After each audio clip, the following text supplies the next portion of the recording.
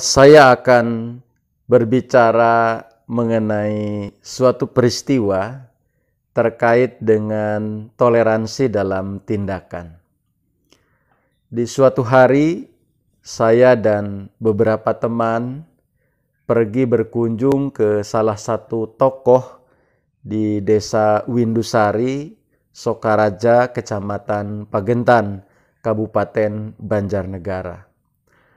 Tokoh yang kami kunjungi adalah Bapak Waridi, dan beliau adalah ketua agama Buddha di desa itu.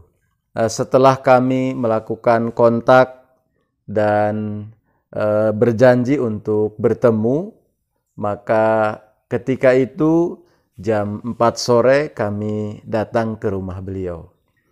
Setelah dipersilahkan masuk, kami dengan senang hati berkunjung ke rumah beliau.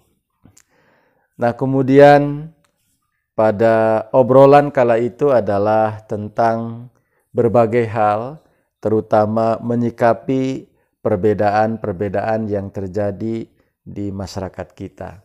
Terkait dengan misalnya ada penyegelan masjid, ada penutupan gereja, dan lain sebagainya. Yang tentu saja hal itu menjadi keprihatinan kami, dan ternyata kalau kita kemudian melakukan tindakan-tindakan yang menyejukkan, misalnya berkunjung seperti ini, walaupun berbeda, tetapi kita tetap satu sebagai bangsa Indonesia.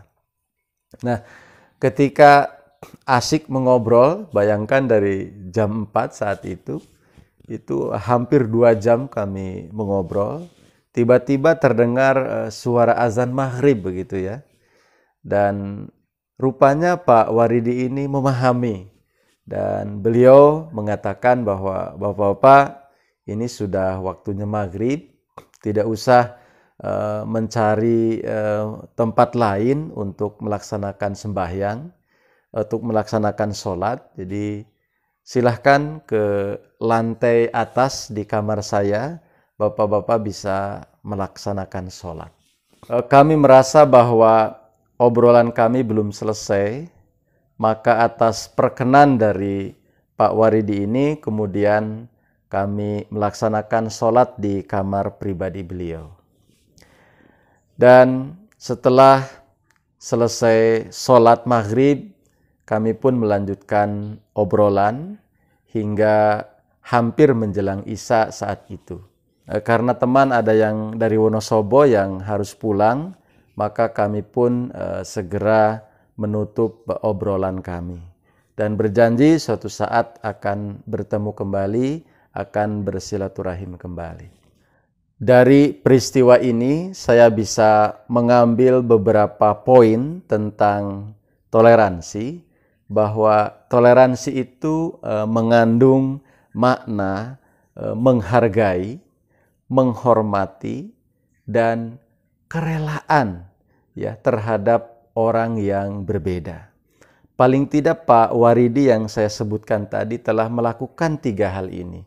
Yang pertama, beliau menghargai kami sebagai seorang muslim, dan kemudian menghormati keyakinan kami, dan ketika azan berkumandang sebagai panggilan untuk sholat, beliau pun rela tempat atau rumah beliau, rumah pribadi beliau, untuk dipakai oleh kami melaksanakan sholat. Nah, dari sini saya kira ini menjadi penting bahwa memang betul yang namanya toleransi tidak dilahirkan, tetapi diciptakan dan diajarkan. Kalau kita tarik lebih jauh kepada peristiwa yang dialami oleh Rasulullah SAW pun, ya beliau pernah mempersilahkan beberapa orang Nasrani untuk melaksanakan sembahyang atau ibadah sesuai keyakinan agama mereka di masjid beliau di Madinah. Jadi peristiwa kecil tadi kalau ditarik ke belakang, sebetulnya baik Islam maupun agama Buddha yang dicontohkan oleh Pak Waridi ini ya memberikan teladan kepada kita bagaimana arti toleransi dalam tindakan. Salah satu tokoh nasional sebagai bapak kebangsaan kita, yakni Gus Dur, pernah menuturkan bahwa tidak penting apa agamamu. Ketika kamu sudah bisa berbuat baik kepada semua orang, orang tidak akan lagi bertanya apa agamamu. Nah, dari kalimat ini saya sangat kagum dengan beliau, dan kita harus akui bahwa beliau adalah orang yang memberikan ruh akan kebinekaan kita. Yang terakhir, tentu saja saya ingin juga mengajak seluruh elemen bangsa untuk tidak melupakan kepada sejarah. Ketika bangsa kita berjuang untuk kemerdekaan, maka tidak memandang etnik dan golongan, tidak memandang suku, mayoritas atau minoritas, tetapi semua menyatu untuk satu tujuan agar kita bisa merdeka. Nah, sekarang kemerdekaan itu sudah kita raih, maka jangan hanya karena perbedaan-perbedaan kecil menyulut pertengkaran di antara kita.